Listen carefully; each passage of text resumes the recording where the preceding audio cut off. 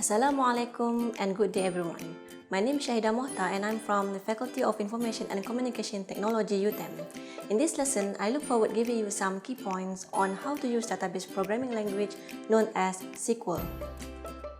By the end of this lesson, it is expected that we are able to write SQL using definition language command to drop table and database.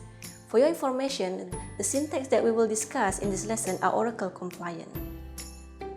In the previous lesson, we have already created several tables in the LMS database.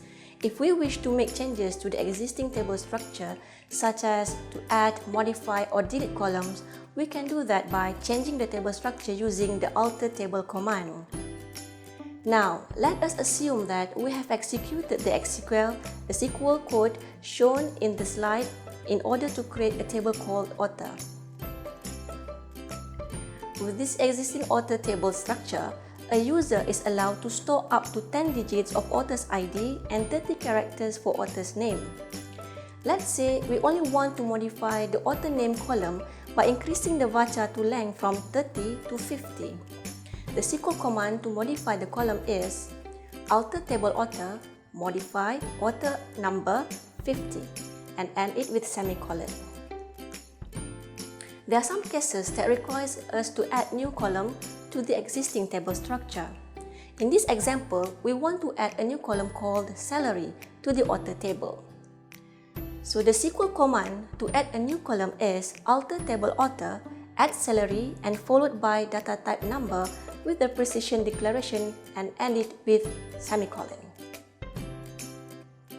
If we wish to remove any unwanted column such as the author name column from the author table, the SQL command is alter table author, drop column author name and end it with semicolon.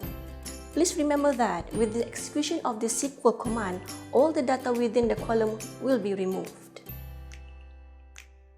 Now let us assume that LMS database consists of 3 tables. Our goal is to delete member table and member type table from the database. Bear in mind that Oracle may not permit deletion of tables with constraint. In this example, since the member table is dependent to member type table via foreign key constraint, so we must delete the member table first. Then the RDBMS will allow us to delete the member type table from the database. The SQL command to drop a table is drop table followed by table name. So to delete the member table from LMS database, we write drop table member and don't forget to end your command with semicolon. Remember that by removing table from database means we are removing the table definition including all the data in it. So we must be very careful with SQL drop statement. Now, let us assume that LMS database only consists of one table and our next goal is to delete the database. The SQL command to delete all the database schema is drop database and followed by database name that we wish to remove.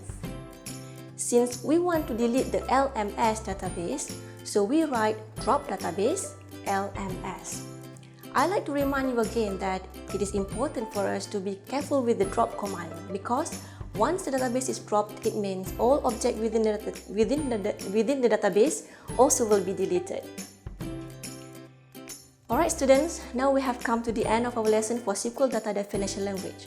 For more details on the SQL Data Definition Language, you may refer to these recommended references. Until then, thank you for listening and Assalamualaikum.